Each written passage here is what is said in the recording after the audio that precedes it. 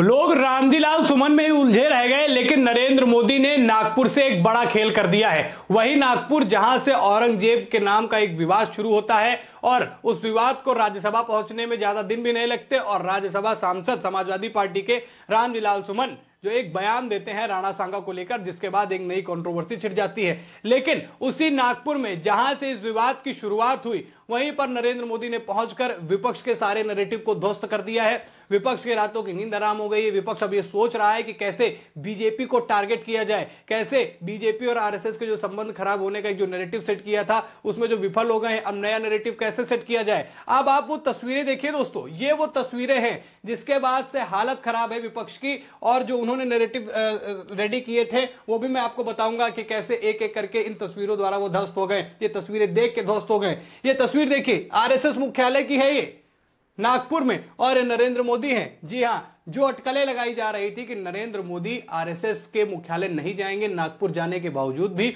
उसमें तरह तरह के नैरेटिव ये बताए गए कि भैया पटरी नहीं खा रही है नरेंद्र मोदी की, और अब नरेंद्र मोदी जो है वो प्रधानमंत्री नहीं रहेंगे सितंबर के बाद, तमाम तरीके की। लेकिन आप खुद देखिए तस्वीरें, मोहन भागवत के साथ में खड़े हुए हैं नरेंद्र मोदी। ये तस्वीरें देखिए, ये तस्वीरें हैं जिसने विपक्ष के लिए बड़ी मुसीबतें पैदा कर दी हैं। जो नैरेटिव सेट करके चल रहे थे कि बीजेपी आरएसएस की पटरी नहीं खा रही है, उसी के चलते वो सोच रहे थे कि 2027 में उत्तर प्रदेश के चुनाव में कहीं ना कहीं मजबूती हासिल करने का प्रयास करेंगे और 29 में लोकसभा चुनाव में नरेंद्र मोदी और बीजेपी को घेरने का प्रयास करेंगे। लेकिन इन तस्वीरों ने दोस्तों हालत खराब कर दी है। अब सवाल उठता है कि वो कौन से नैरेटिव हैं जो ध्वस्त हो गए हैं। सबसे पहले नजर डालिए, विपक्ष बहुत दिन से बात कहता हुआ नजर आ रहा था कि आरएसएस और मोदी की पटरी नहीं खा रही, लेकिन तस्वीरें तो आपके सामने है। देखिए कैसे एक दूसरे के साथ खड़े हुए हैं। पूरे कार्यक्रम में नरेंद्र मोदी मोहन भागवत के साथ में खड़े हुए थे, आरएसएस मुख्यालय पहुंचे, तमाम तरीके की बातें कही। नरेंद्र मोदी ने आरएसएस को लेकर क्या कहा वो भी मैं आपको सुनाऊंगा। अब दूसरा जो नैरेटिव चल रहा था कि अध्यक्ष पद के लिए बहस चल रही है। बेंगलोर में हुई मीटिंग के बाद ये माना जा रहा था कि जेपी नड्डा के कान में आरएसएस ने अपना नाम अध्यक्ष के पद के लिए डाल दिया है, लेकिन उस बात पर नरेंद्र मोदी की सहमति नहीं है। इसीलिए नरेंद्र मोदी नागपुर जाने के बावजूद भी आरएसएस कार्यालय मुख्यालय वहां पर वो नहीं जाएंगे और मोहन भागवत से उनकी मीटिंग नहीं होगी। लेकिन जो एक खबरें बन रही थी कि ऐसी पटरी नहीं खा रही वैसी पटरी नहीं खा रही, सारी तस्वीरों ने जो है ये मामले को ध्वस्त कर दिया है, विपक्ष के इस नैरेटिव को ध्वस्त कर दिया है। साथ ही साथ जो सबसे बड़ा नैरेटिव था कि मोदी आरएसएस को पीएम नहीं बनाना चाहती, लेकिन मोहन भागवत खुद तारीफ कर रहे थे, नरेंद्र मोदी खुद आरएसएस की तारीफ कर रहे हैं। एक बार सुनिए नरेंद्र मोदी ने आरएसएस को लेकर जो बयान दिया है जिसके बाद से विपक्ष में खलबली है, ये बयान जरा सुनिए। जो विचार भी 100 साल पहले बोला गया वो महान वटवृक्ष के रूप में आज दुनिया के सामने है। सिद्धांत और आदर्श इस वटवृक्ष को ऊंचाई देते हैं। लाखों करोड़ों स्वयंसेवक इसकी टहनी,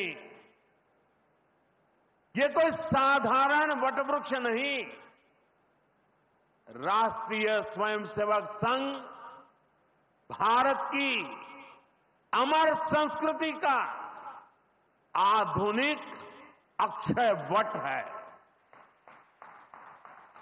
आपने सुना कि कैसे नरेंद्र मोदी आरएसएस की तारीफों के कसीदे पढ़ रहे हैं, आरएसएस को वटवृक्ष बता रहे हैं, कह रहे वो जो बीज बोया गया था आज से 100 साल पहले वो वटवृक्ष बन गया है, और बीजेपी के साथ मिलकर आरएसएस कैसे आगे चल रही है उस पर भी नरेंद्र मोदी ने अपनी बात कही। अब जरा ये तस्वीरें देखिए जो मेरी स्क्रीन पर आपको दिख रही होंगी, ये नरेंद्र मोदी हैं, ये आरएसएस प्रमुख मोहन भागवत हैं, कैसे हंसते मुस्कुराते हुए मिल रहे हैं। ये तस्वीरें बहुत ही कम देखने को मिलती हैं जहां ये नैरेटिव चल रहा हो कि मोदी और आरएसएस में पटरी नहीं खा रही।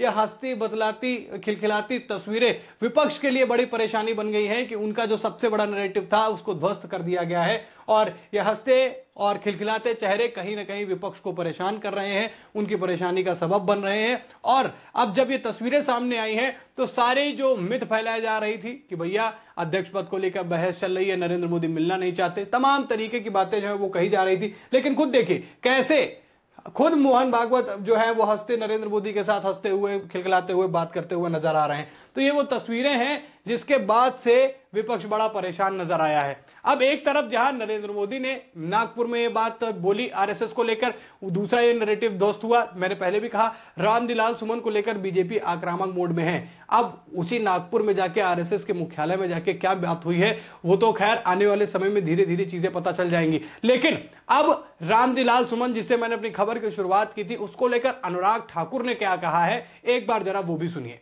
लेकिन कुछ लोग ऐसे भी हैं जिनके बारे में मैं कुछ कहना चाहता हूं, जिन्होंने पीछे कुछ टिप्पणी भी की।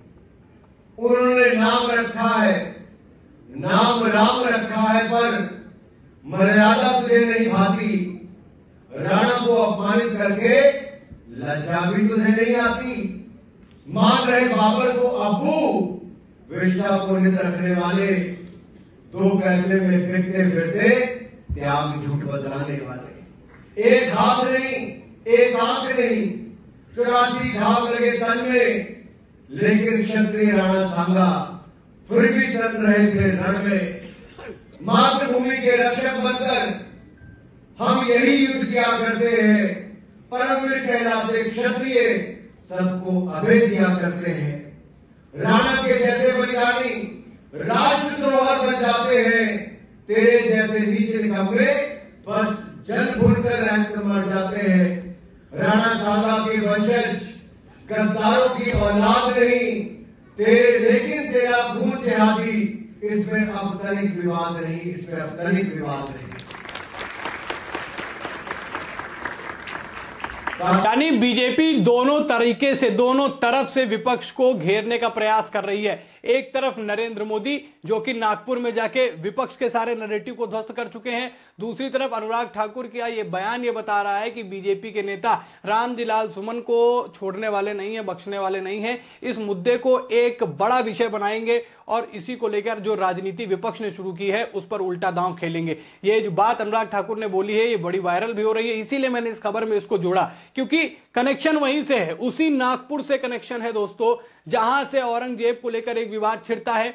उसी विवाद को लेकर रामदिलाल सुमन राज्यसभा में बयान देते हैं, राणा सांगा को लेकर आपत्तिजनक टिप्पणी करते हैं। उसके बाद जहां करणी सेना रामदिलाल सुमन के घर पर हमला करती है और एक नया विवाद खड़ा हो जाता है, जहां अखिलेश यादव यूटर्न ले रहे थे कि माफी मंगवा देंगे, लेकिन वहीं से वो राजनीति चमकाने का प्रयास कर रहे थे, इसीलिए तरह तरह की बातें कही जा रही थी। लेकिन अब नरेंद्र मोदी ने नागपुर पहुंचकर यह बात बता दी है कि आरएसएस के साथ उसके अच्छे संबंध आज भी हैं, कोई भी किसी तरीके की दिक्कतें नहीं है, ये केवल जो है एक मिथ्या फैलाई गई, किसी तरीके की कोई बात नहीं है। तो एक तरफ जहां बीजेपी के नेता, बीजेपी के मंत्री और खासतौर पर वो नेता जो एक प्रमुख चेहरे के तौर पर लगे रहते हैं, वो अब खींच रहे हैं रामदिलाल सुमन के कान, और दूसरी तरफ विपक्ष जो आरएसएस को लेकर, नरेंद्र मोदी को लेकर जिस तरीके की बातें फैला रहा था, जिस तरीके की बातें कह रहा था, नरेंद्र मोदी अब खुद आरएसएस के साथ खड़े हुए नजर आए हैं और विपक्ष के कान घुमा रहे हैं। तो ये जो पूरा मामला था, कहां से कैसे क्या शुरू होता है, लेकिन